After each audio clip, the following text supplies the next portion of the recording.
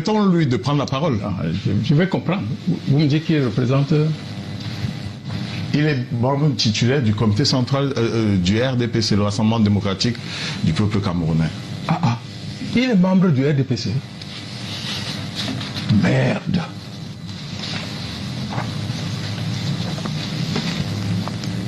Titre 2. Membre, admission, droits et obligations. Ça, c'est le statut. C'est quel texte? Le statut du RDPC. L'admission d'un membre est décidée par le bureau du comité de base. Pour être membre du parti, il faut être camerounais de l'un ou de l'autre sexe. Très bien. Vous avez fini de donner la parole. Je me Albert souviens... Zonga. Je n'ai pas encore accueilli. Albert Zonga. Je me souviens... Albert Zonga. Je dois accueillir... Si tu veux faire le clown, je vais te laisser dans ton rôle, mais je voulais te rassurer parce que j'ai accepté de venir dans cette émission pour qu'on lève une partie de l'ambiguïté. J'aime pas la vulgarité. Pour ton information, j'ai réglé mon problème. Je suis camerounais et j'ai ma carte. Je sais. Ok, tu le sais. Alors tu me laisses parler. Je sais. Tu as eu le temps de faire le clown. Laisse-moi parler. Non, c'est toi qui fais le clown. Je voudrais rappeler. Enfin, non, je voudrais rappeler que. Monsieur Tongue. Que conformément Monsieur à vos Tongue. textes, à vos propres textes, le Conseil constitutionnel t'ayant déclaré non camerounais, tu ne peux pas être membre du RDPC. Je crois que on a fait toute une émission. Abel Zongan a étudié la mécanique, mais qui laisse le droit. Vous comprenez? Je sais qu'il est dans un parti où tout le monde est agrégé, mais de ce point de vue, son ignorance est inquiétante. Bon, je lis c'est bon. Ok, vous m'avez invité ici pour porter la contradiction à M. Zongan. Oui. Il veut gagner du temps pour m'empêcher de parler. Je voulais d'ailleurs un préalable. Nous nous connaissons depuis plus de 30 ans. Et si là, il ne me connaissait pas, il se réfère à ce qui s'était dit au Conseil constitutionnel, c'est qu'il a une mémoire qui commence à poser des problèmes. Et je crois qu'il ne peut pas négliger et ignorer le fait que nous nous tutoyons depuis plus de 30 ans. Sûr. Alors s'il veut qu'on aille dans le vouvoiement, je sais parler la langue française, mais sinon on peut se tutoyer, c'est dire franchement les choses. Voilà. Je suis très heureux que vous m'ayez invité pour venir. J'ai été un peu surpris, mais bon, depuis que vous m'avez invité, je ne fais aucune déclaration préliminaire. J'ai reçu à titre préventif des injures de sa galaxie politique, n'est-ce pas, qui s'appelle du sectarisme et de l'intolérance, et cela ne m'a pas découragé. Parce que je connais bien Albert Zongan et qu'avec moi, on ne fait pas ce jeu. Et donc, je suis venu ici aujourd'hui pour respecter les Camerounais, les auditeurs de la Reine, qui est une émission très suivie, et faire en sorte qu'ensemble, on puisse faire évoluer la compréhension de ce qui peut nous diviser ou ce sur quoi on est d'accord. Et donc, moi, je ne vais pas entrer dans les bavardages inutiles, j'ai passé ce cap-là.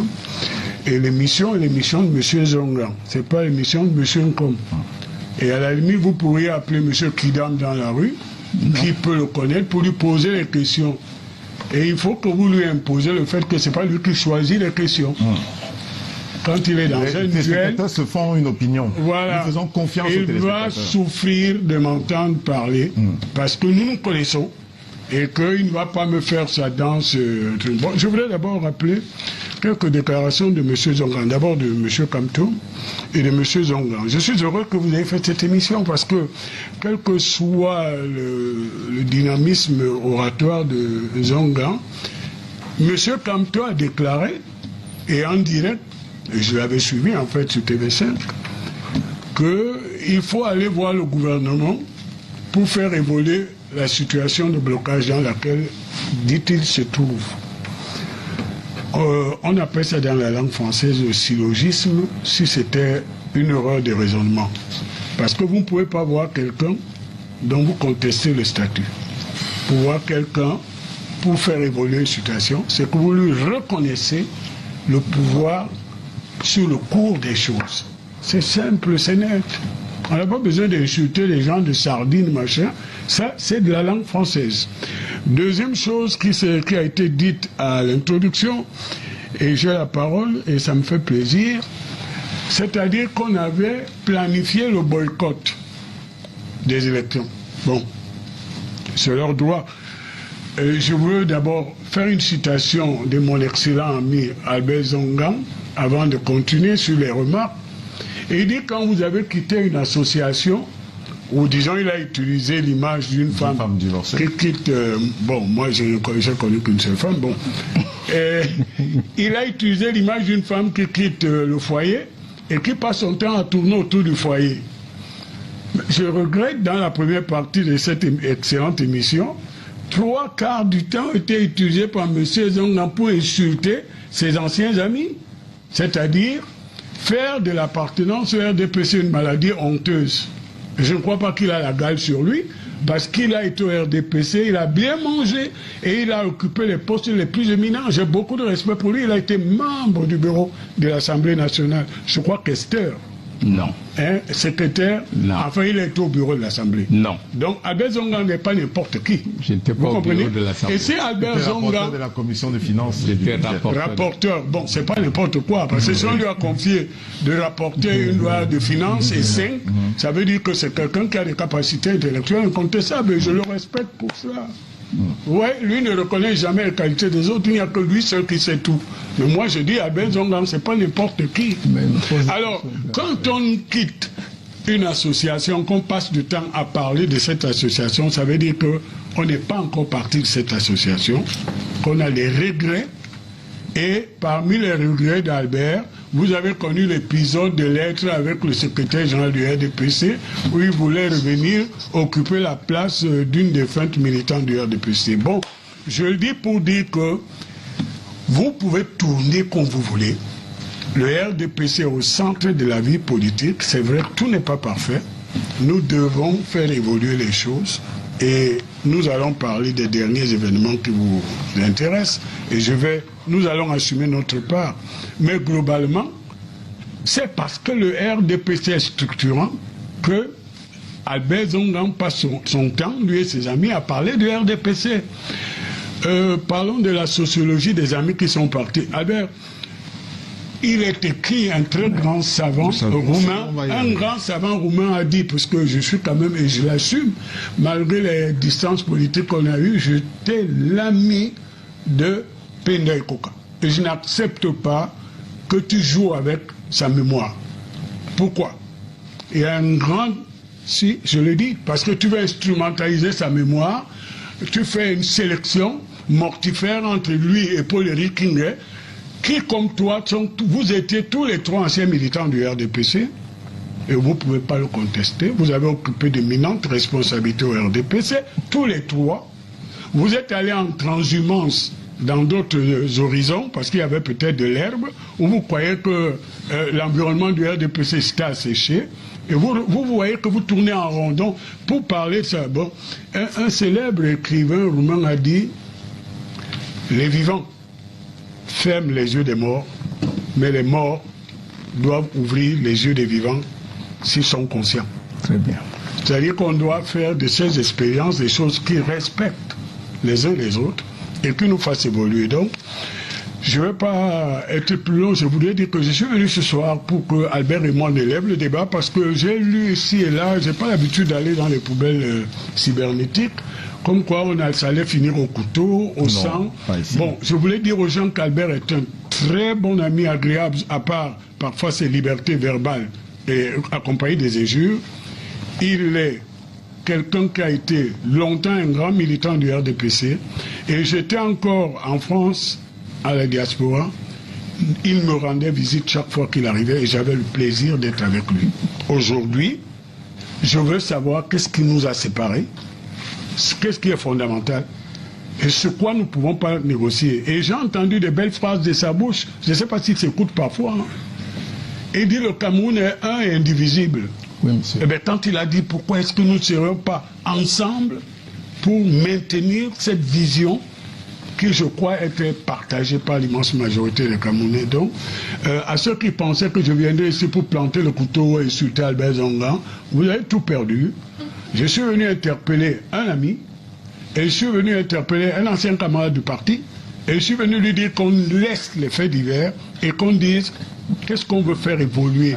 Qu'est-ce qui est différent dans son engagement actuel avec la politique du RDPC que je défends ici. La première question, oui. Non, monsieur, comme... Tu m'appelles monsieur déjà. Non, ici, là, quand vous venez en tant que membre du comité central du RDPC, c'est monsieur Comme. Vous êtes resté égal à vous-même, capable de démontrer que le chat est un chien. Écoutez, monsieur, la confusion qu'il y a dans la tête de vous qui vous dites RDPC, qui pense que l'État du Cameroun, c'est le RDPC. Moi, quand je parle de mes combats, je parle de mes combats contre ceux qui usurpent et qui ont l'effectivité du pouvoir. Mais comme dans votre tête, parler du pouvoir, c'est parler du RDPC. C'est là où vous êtes perdu. Écoutez. Quand vous parlez... Non, quand vous parlez, je n'ai rien dit. Vous n'avez pas peur. Au départ, presque religieusement. Au départ, l'article que j'ai lu, ce n'était pas pour vous contester. C'était pour introduire ce qu'on appelle ici une mémoire sélective. Ça veut dire que quand vous avez voulu être député, votre liberté de ton et votre capacité de lutter à la base a fait que vos propres amis se méfient. Et on a utilisé donc le Conseil constitutionnel. Tu ne vas pas me le tourner contre mes amis. Monsieur, je sais que c'est un tir ami que j'ai reçu et alors c'est derrière moi. Bon, attends, c'est derrière toi, mais ça existe. C'est derrière moi, comme quand tu as admis les élections 2018, derrière lui. Ça existe et je dis, quand il a fallu que vos amis vous écartent, on a dit que tu n'étais pas Cameroun. J'ai réglé ce problème. Quand il a fallu que les autres, qui sont pires que toi, parce que tu es allé prendre une nationalité pour travailler, pour apprendre quelque chose. Merci d'être un bon avocat. Non, monsieur, moi je suis l'avocat de ceux qui ont la double nationalité. C'est un avantage. Je sais qu'on est d'accord sur ce point. Ce n'est pas un désavantage, monsieur. Je sais, Albert, mais on peut avancer. Non, j'avance en disant que quand les gens se sont servis de cela dans votre propre parti pour te dire que tu ne peux pas être candidat, j'admire ton courage d'être quand même resté et de tenter. Tu m'as appelé pour me témoigner ton amitié. J'étais très sensible parce que tu es un homme d'honneur. Je l'ai toujours fait parce que quand j'avais besoin de toi, tu es venu vers moi. Donc, monsieur, je ne suis pas ce que tu crois. Je peux continuer. Maintenant, quand tu dis que on a parlé du RDPC, je n'ai pas parlé du RDPC du tout. On va en parler. J'attendais que tu viennes, mais j'ai parlé du pouvoir. Mais comme dans votre tête, dès qu'on parle de Biya, on parle du président du RDPC. Et c'est cette confusion à la tête de l'État qui fait que quelqu'un qui se dit père de tout le monde et en même temps père d'une partie du monde, ça le perd. Parce que si Biya n'était pas président de ton parti, je crois que tu ne te sentirais pas indexé quand je critique sa façon de gérer. Rodrigue. On lui permet s'il souhaite poursuivre, parce que vous avez parlé 7 minutes. On va lui permettre de faire au moins ce temps-là. Sauf s'il vous laisse. Quand vous avez peur qu'il vous le laisse. Il partira pas. Donc moi, je te dis, je ne suis pas de ceux qui ont honte de leur passé. Et de ton passé. J'ai milité. J'ai milité. Si vous le coupez, j'ai milité au RDPC quand tu étais opposant. Je n'ai jamais été opposant. Tu vois là où tu te trompes sur ton propre ami. Mon ami. Vous allez répondre. Tu n'as jamais été opposant. J'ai commencé à l'UNC. Qui, article 1, s'est transformé en RDPC. J'étais secrétaire de la section de France et tu venais chez moi. Comment peux-tu être d'une mauvaise foi? Tu concours pour avoir une mauvaise foi. S'il vous plaît. Bon, quelqu'un... Il me connaît. Oui, mais vous allez répondre. Vous allez avoir l'occasion de répondre. Je suis fils du PCC et je n'ai jamais été à l'UPC. Je ne m'en cache pas. J'ai les gènes de l'UPC. Quelqu'un qui, à l'enterrement de son père, de son beau-père, a dit que le malheur... Samuel Ebois, pour le nommer. C'est Paul Biya. Non, je n'ai jamais dit. Tu vois comment... Dans ce S'il vous plaît, vous allez répondre, Emmanuel Comme. On va vous donner la parole. Vous m'avez invité pour écouter des choses... S'il vous plaît, mon ami, quand vous allez répondre, nous serons calmes. Donc tu n'as jamais été opposant à Biya? Non. Oh, très bien. Bon, non, je vais donc te dire, j'ai été autre chose que je vais t'apprendre ce soir. Parce que les Camerounais, j'en ai assez qui parlent de moi à ma place. Ouais. Comprends? Ouais. On m'a attribué une interview que je n'ai jamais accordée dans ce pays. Il le sait. À la nouvelle expression. Qui ne s'appelait même pas la nouvelle expression. qui changeait de nom. Qui a une période de suspension, changeait de nom. Non, expliquons bien. J'ai un âge où quand je parle, je fais autorité, écoute-moi. Qui changeait de nom tous les soirs, pour des raisons qui leur regardent. À cause de la censure, disons les choses complètement. Non, ça m'intéresse pas. En raison de la censure, ça nous avance. Ça m'intéresse pas. Je veux dire que ça vient d'Abel Zongan et quelque chose qui m'attriste. Pourquoi? On m'a attribué une interview que j'ai jamais déclarée, mais je dis, au nom de quoi? Il y en a qui ont été dans les complots, même contre la sécurité de l'État, et ils ont été au gouvernement. Si moi j'aurais déclaré en quoi c'est la peine de mort qu'on voulait de moi, j'ai fait passer. Non, je viens sur ce qu'Albert a dit. Et c'est là que qu'est-ce que tu as dit à l'enterrement de ton beau-père? C'est là que je n'accepte pas. C'est là que je n'accepte pas qu'on utilise les morts pour essayer de fermer les yeux à la vérité. Je suis l'unique gendre de Samuel Ebois. Il n'en a pas deux. Oui. Et j'étais légataire testamentaire pour parler à son deuil. Oui. Et j'ai dit que ceux qui ont voulu l'opposer à Paul Biya, comme si c'était une affaire personnelle, perdent le temps parce qu'ils ne partageaient tout simplement pas la manière de voir l'avenir du Cameroun. Je l'assume. Voilà ce que j'ai dit. Oh, mais ça ne m'a jamais amené, ni dans le parti de mon beau-père, qui est fondateur de l'UNDP, que j'avais dit, tu marches avec des gens, ça va devenir confessionnel. On dit, j'étais très bien mon beau-père. Ni dans le MDP.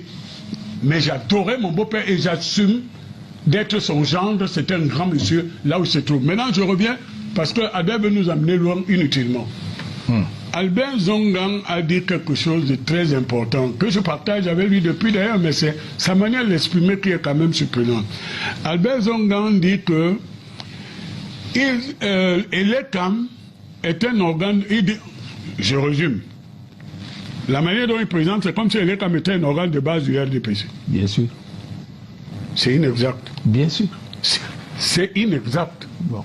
Parce que Albert sait très bien que l'administration camerounaise n'est pas un organe de base du RDPC. Et Albert et moi, on partage une chose. Non, nous avons degré longtemps... de malhonnêteté, je ne sais pas. Non, attends, Albert. Nous sommes dans un État parti État. Non, Albert. Nous avons longtemps mené un combat pour que la spirale de la fonctionnalisation de la vie politique n'aille pas au-delà de certaines choses. Et là où je veux le surprendre, nous devons nous mettre ensemble, parce que vous allez voir que l'actualité même des sous-préfets et tout ça qui sont mêlés aux opérations de renouvellement des organes de base rejoint ce qu'Albert et moi on a vu il y a une vingtaine d'années, c'est-à-dire que certains de nos compatriotes, de fait de leur position, confondent souvent les genres et créent un mélange qui peut être de nature à créer la confusion. Vous comprenez? Et je vous dis, de ma modeste situation, de là où je me trouve dans le RDP, j'ai été le premier vice-président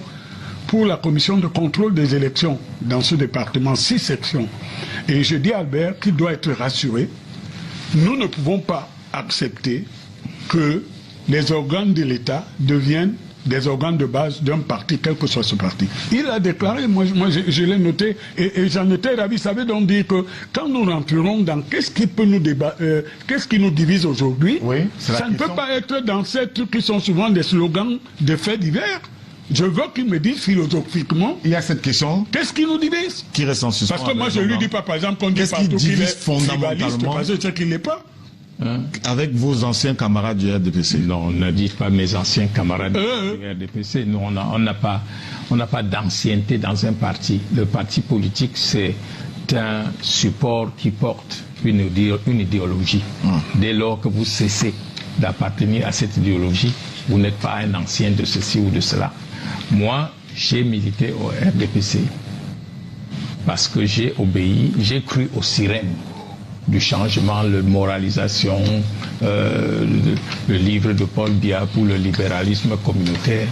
Et durant toute ma période de militantisme, j'ai mesuré par moi-même que c'était des slogans creux. Lui, il connaît la peine que j'ai eue ici pour être président de section, pour la simple raison qu'on disait que je n'étais pas né ici, alors qu'avant moi, c'est un nordiste qui avait occupé le poste pendant des milliers d'années. Tanko Hassan. Il sait que pour que j'aille à l'Assemblée nationale, il a fallu que je menace de faire ma liste avant qu'on accepte de faire une liste consensuelle parce que ma tête ne plaisait pas aux gens.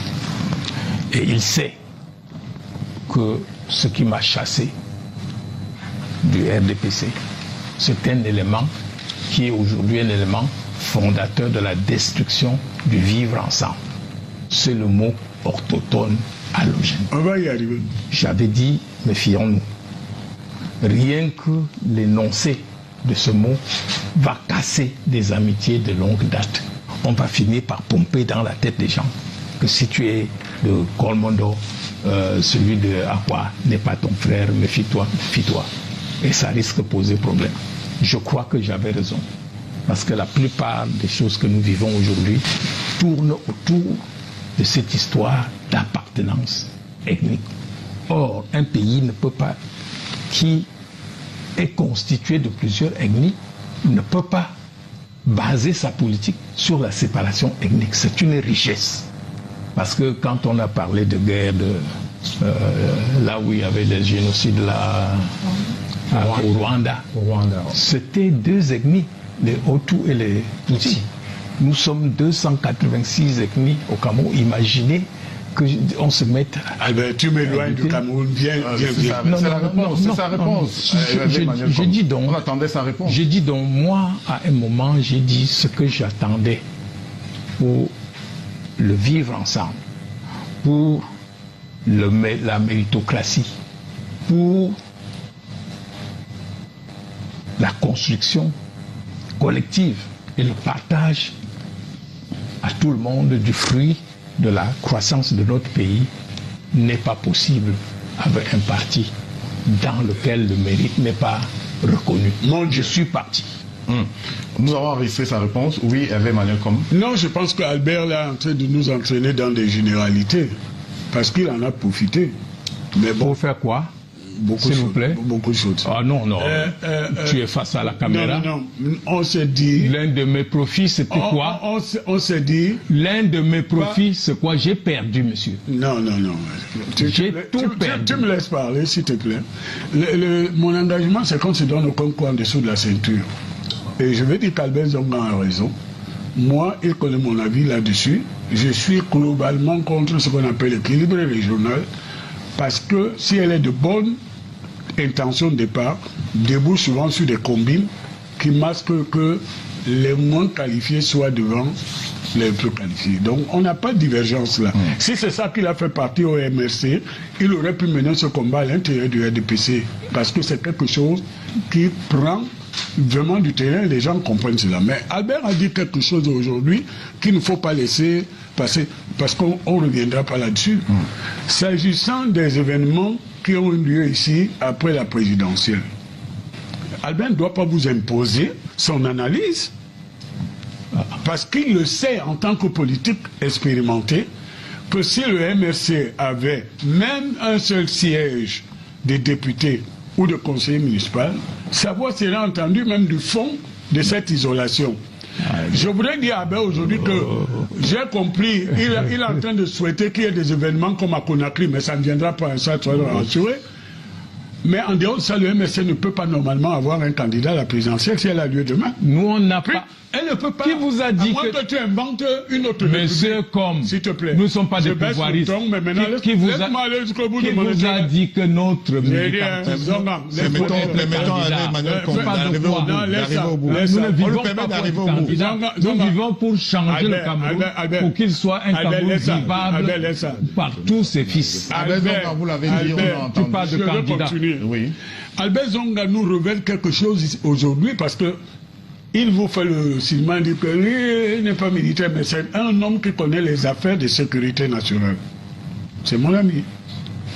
Albert a révélé que le matin où ils étaient, le fameux matin où, entre autres, Ndiamé raconte qu'on a tiré sur lui, c'était une balle non létale, il faut arrêter ça.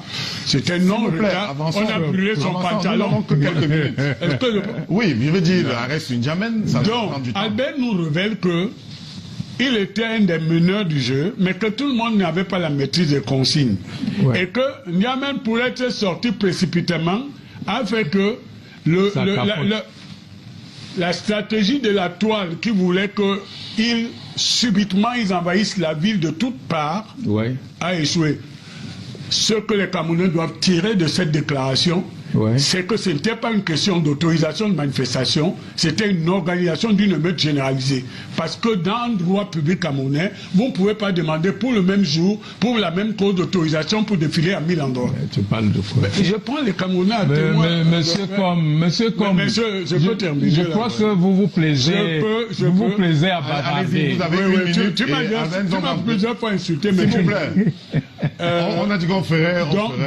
La preuve, l'affirmation vient d'Abel Zonga aujourd'hui. Ces événements-là étaient planifiés pour créer le chaos. Et ça n'a pas marché.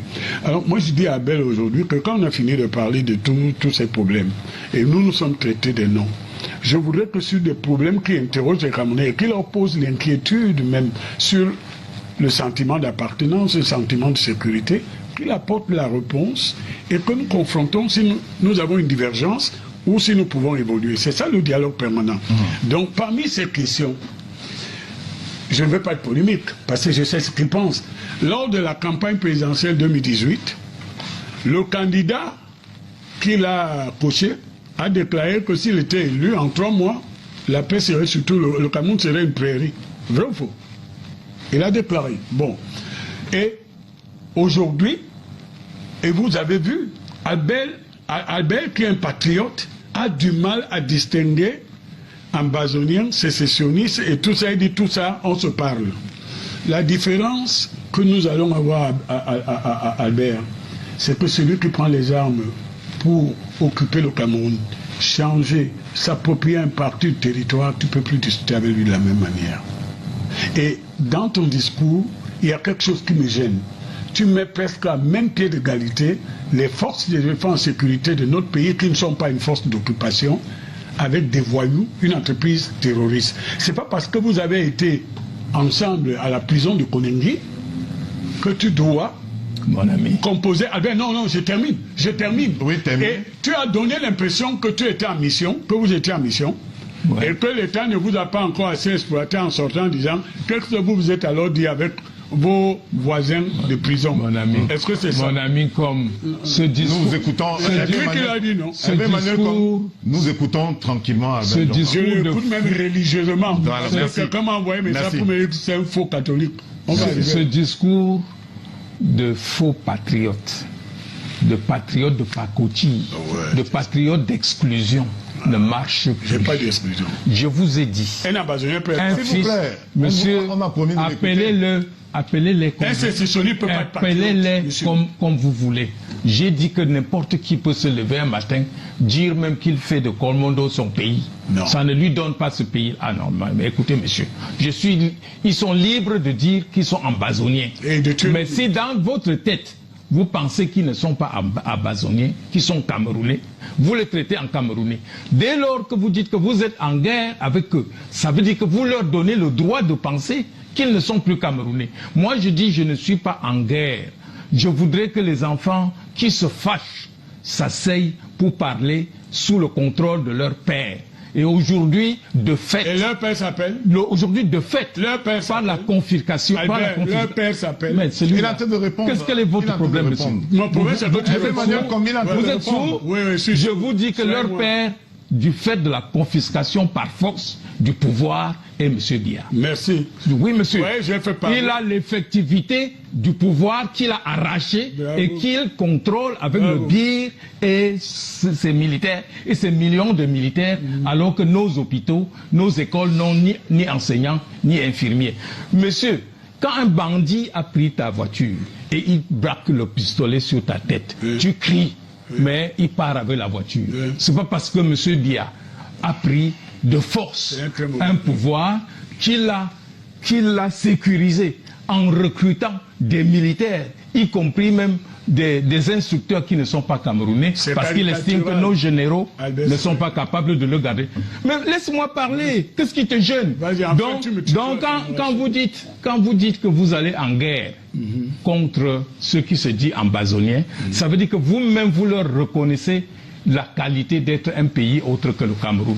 Je dis que, et ça revient même dans cette histoire de double nationalité, où on pense qu'un Camerounais qui allait se chercher et qui, pour mieux s'adapter, a pris une nationalité qui est un prénom parce que la nationalité de naissance, je ne vois pas comment quelqu'un va me dire que je ne suis pas camerounais.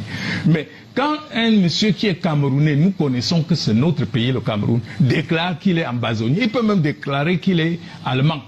Mais nous disons, monsieur, tu es camerounais, assois-toi, on discute. Si tu es allemand, le pays allemand est ailleurs. Donc vous ne pouvez pas dire que je discute, je combats les ambazoniens. Il n'y a pas, aujourd'hui, il y a des Camerounais qui, dans leur fâcherie, c'est comme un enfant qui se fâche, il te dit, tu n'es pas mon père. Mais ça n'enlève pas le fait que tu sois son père. Donc, monsieur, si c'est ça une excuse pour vous, pour ne pas entrer en discussion, tu dis qu'on est allé discuter avec les gens. Quand vous nous mettiez là, vous oubliez qu'ils étaient là. C'était pour tenter de voir. On t'a pas envoyé pour parler avec je voudrais rappeler que vous êtes chacun ici de très hauts responsables de vos partis politiques respectifs. Donc, vous emportez aussi la parole de votre parti. Et les attentes du public, c'est que vous donnez la position de vos partis politiques, de vos chapelles politiques par rapport au sujet en question. Nous en sommes à la question du patriotisme tel que vécu, tel que perçu par le MRC et par le RDPC. Nous avons une première réponse d'Abel Djongan sur cette question. Est-ce que vous, qui estimez qu'au sein de l'opposition, on retrouve des gens antipatriotes, vous pouvez nous relever quelques aspects de l'antipatriotisme perçu à partir de votre opposition? Bon, alors moi je vais vous dire, il faut d'abord exclure Abel Djongan est un patriote. Nous connaissons. Bon, même si pour des raisons de mercantilisme électoral, il joue souvent avec les mots, mais c'est un patriote. Mais qu'est-ce que nous entendons par antipatriotisme? C'est le fait qu'il y a des choses qui relèvent du domaine du non négociable. Par exemple, la superficie du Cameroun, Albert le sait, moi mon père a donné sa vie pour cela, c'est ce qu'on appelait les nationalistes. Albert sort d'une zone qui c'est le coût qui a été payé pour que nous arrivions à ce Cameroun. Donc, nous pouvons avoir un débat sur la gouvernance, l'amélioration de la gouvernance.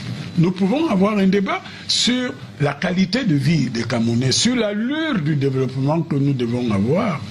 Mais nous devons avoir un socle commun, qui est notre maison commune, sur ce qu'on ne peut pas négocier. Je voudrais rappeler, Abel le sait, en 1894, je prends les dernières dates, même en 1914, le Cameroun avait 948 000 km². À cause du jeu des puissances, le Cameroun a été ramené avec le référendum truqué à la superficie que nous connaissons maintenant. Et Albert sait que Bakassi n'était pas négociable. Donc si vous commencez à négocier sur ce que vous êtes, sur la partie la plus incompressible de ce que vous êtes, vous cessez d'être patriote. Et aujourd'hui, le problème est que même si vous draguez les voix, vous n'avez pas le droit de dire que vous pouvez entrer en conversation avec quelqu'un qui a les armes à la main, vous dire, moi je veux la partition de votre territoire. Donc, qu'est-ce qu'on fait donc? Qu'est-ce qu'on fait? Puisque Albert a donné l'impression de connaître les adresses de ces gens, n'est-ce pas? Il faut leur dire d'arrêter. Il faut leur dire d'arrêter. Il faut leur dire de déposer les armes. Et en ce qui concerne... Avec les centres de DDR, avec la reconstruction c'est pour vous permettre de repartir. Oui. On a bien vu que le pouvoir a décidé de leur demander de déposer les armes. Mais on n'a pas l'impression, au vu des nouvelles qui nous parviennent de la brousse, pour reprendre l'expression consacrée, que cet appel a été écouté. Que faisons-nous maintenant? Bon, alors, Rodrigue, d'abord, il faut cesser de dire le pouvoir. C'est le Cameroun. C'est au nom du Cameroun que le président agit. Il n'agit pas comme un chef d'un groupe contre notre groupe de Camerounais. Il parle au nom du Cameroun. Deuxième chose, vous avez parlé de DDR et tout ça. Ce sont des détails que chacun peut suivre maintenant. Ce sont des instruments de démobilisation et de réinsertion. Vous comprenez? Mais la vraie question, et c'est là où nos oreilles percipent pour la plupart d'entre nous, c'est de demander par exemple un cessez-le-feu, comme si notre armée sur notre territoire était une armée d'occupation. Et vous mettez, il vient de dire que c'est une guerre asymétrique, il a raison. Mais si elle est asymétrique, ça veut dire que ceux qui se sont attaqués à nous, ils n'ont pas de place chez nous. Prenez la différence avec Boko Haram. D'accord? Boko Haram est une question nigériane qui s'est évitée chez nous. Et je suis sûr qu'Albert n'acceptera pas une seule seconde qu'on aille s'asseoir pour négocier avec Boko Haram des conditions de l'arrêt de leur hostilité dans le bassin du lac Tchad. Donc voilà des questions qui ne sont pas, mais elles ne sont pas insurmontables. Oui, mais on les surmonte comment? Parce qu'il faut... On les surmonte en se parlant, par exemple, avec, entre nous, Albert et nous, par exemple, disons le MRC. Ce n'est pas parce qu'elle est en compétition avec le RDPC qui est le parti au pouvoir. Si tout l'ensemble des organisations politiques adoptaient une position commune, elle serait d'autant plus forte que ceux qui ont pris les armes ne trouveront aucune oreille complaisante pour leur faire croire qu'on peut les écouter, même si vous avez passé 9 mois ensemble. Je vous pose la même question que j'ai posée à Albert tout à l'heure. Il y a eu le grand dialogue national, vous n'y croyez pas également? Ah ben j'y crois, j'y étais. On organise quoi donc le grand dialogue national doit être permanent. Le dialogue, c'est qu'Albert vienne au dialogue.